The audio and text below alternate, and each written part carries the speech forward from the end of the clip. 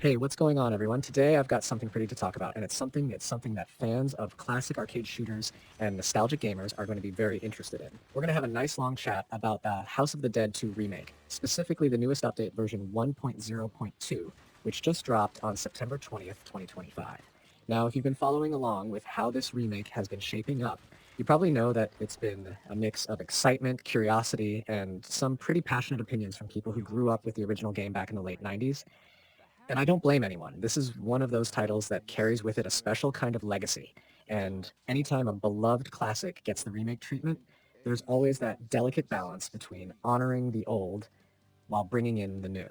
So let's talk about it in detail, because this new patch isn't just some tiny hotfix, it's a meaningful step forward for the remake.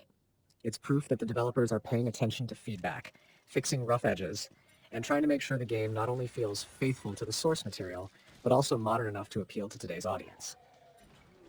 And trust me, if you played the original House of the Dead 2 in the arcade, or maybe you had it on your Dreamcast or PC back in the day, you'll probably have all sorts of memories flooding back when you see how this remake looks and plays. That arcade light gun experience, the campy dialogue, the fast-paced zombie blasting action, it's all here, but with updated visuals, smoother gameplay systems, and now, thanks to patch 1.0.2, an even more polished experience. Let's rewind a little and set the stage, though, because before talking about what the patch added and changed, it's important to talk about why the House of the Dead 2 is such a big deal in the first place. Back in 1998, when Sega released it in arcades, this game became one of those instant classics. It followed up the original House of the Dead, which had already gained cult status, and it doubled down on everything people loved. More enemies on screen, a slightly more over-the-top story, crazier bosses, and of course that unforgettable voice acting. You know what I mean if you've ever played it. The lines were cheesy, sometimes awkward, sometimes unintentionally hilarious, but that's part of what gave it its charm. Fans didn't just remember the gameplay, they remembered the lines, the way the characters shouted things, the almost surreal atmosphere of blasting through Venice-like canals and haunted streets filled with undead. Now fast forward over 20 years later, and the remake is Sega and Forever Entertainment's attempt to reintroduce that magic to a modern audience.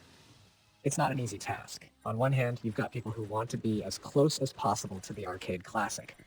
On the other hand, you've got new players who expect crisp controls, modern graphics, and maybe even new features that weren't around in 1998. That's why updates like 1.0.2 matter so much. They show how the devs are listening and trying to fine-tune that balance. So what exactly came with version 1.0.2?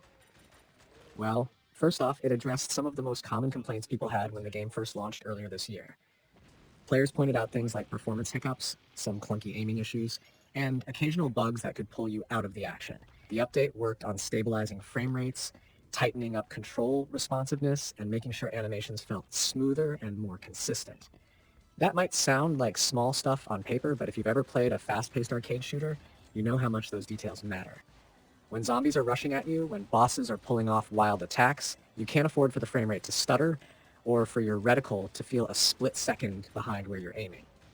That's the difference between hitting that headshot or getting grabbed. Another thing the patch did was refine how enemy behavior works. Some players noticed that certain enemy attack patterns felt slightly off compared to the original game. Well, patch 1.0.2 worked on adjusting AI to feel more authentic, closer to the way enemies used to behave back in the arcade version, while still keeping things fair for modern controls. That's something I find really cool, because it shows that the devs aren't just throwing in cosmetic changes. They're actually looking at how the gameplay feels. There were also visual upgrades, lighting tweaks, improved texture clarity, and small adjustments to environmental details helped the remake look sharper and more immersive. If you remember the remake's launch version, it already looked far more modern than the Dreamcast or PC versions from back in the day, but there were areas that felt a bit flat or missing some atmosphere. The patch works toward fixing that, making shadows richer and giving environments more depth. It might not sound huge, but presentation goes a long way in horror-themed shooters like this. When you're walking through dark canals and creepy courtyards, you want that spooky atmosphere to hit you in the gut, not just look like a standard backdrop. Something else I think is really worth mentioning here is how the remake keeps those iconic cheesy cutscenes intact while polishing them up visually. There was a lot of debate early on about whether they should re-record the dialogue or keep it campy.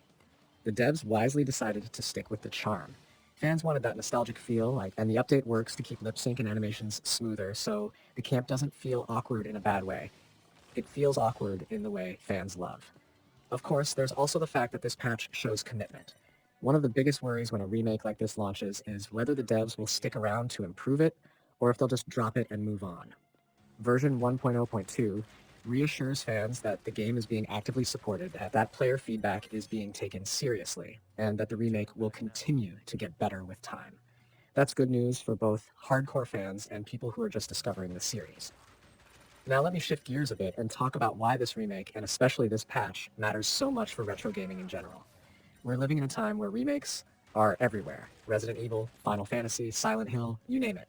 But House of the Dead is a slightly different beast. It's not just a survival horror game. It's an arcade light gun shooter. And those games are harder to translate into today's consoles since most people don't have light guns or arcade cabinets in their living rooms anymore. So the remake is doing something really important. It's preserving that arcade feel while modernizing it for controllers, motion controls, and PC setups. Think about it, a whole new generation of players who never stepped into an arcade can now experience what made House of the Dead so addicting. And patches like 1.0.2 are making sure that experience is smooth, fair, and enjoyable. It's basically keeping the legacy alive in a way that feels fresh but still authentic. The boss fights are another area where this update shines. House of the Dead 2 was famous for its creative bosses. Giant armored monsters, freakish creatures, and of course the recurring villains that pop up at different points. Patch 1.2 polished hit detection during these fights, so when you aim for a weak spot, your shots actually register correctly. Anyone who remembers fighting those tricky bosses knows how frustrating it could be if the remake felt off in that department. Now it feels tighter, closer to what players expect, and that makes those showdowns way more satisfying. And let's not forget about the replay factor. House of the Dead 2 was always known for multiple routes, alternate paths, and secrets that kept you coming back. The remake keeps that structure, and the update makes it even more enjoyable by improving stability across those branching paths. No crashes, fewer glitches, and smoother transitions between areas means you can just focus on exploring different routes and enjoying the variety. There's also the question of how this fits into Sega's larger strategy with classic franchises. With House of the Dead 1 remake already out and now 2 getting the support, it opens the door to what might come next. Fans are already speculating about whether we'll eventually see House of the Dead 3 or even 4 getting similar treatment. And if patches like 1.0.2 prove anything, it's that Sega and Forever Entertainment can learn, adapt, and make improvements as they go, which is exactly what you'd want if they do tackle more games in the series. Another really important thing to mention is accessibility. Light gun games used to be pretty limited. You needed the hardware, the right TV, the right setup. Now, with remakes like this, people can experience them with standard controllers, motion controls on Switch, or mouse on PC. That opens the door for so many players who missed out the first time. And with this patch smoothing out controls and responsiveness, it feels much less like a conversion and more like a natural fit for modern platforms. The excitement also goes beyond just the gameplay, it's the community. Fans have been talking about this update, comparing it to the launch version, sharing clips, and praising the improvements. That community buzz helps keep the remake alive and in the spotlight, instead of it being one of those games people forget about a few weeks after release. So if you're someone who's been on the fence, maybe you held off at launch because you heard about some issues or you weren't sure if the remake was worth it, now is a really good time to reconsider.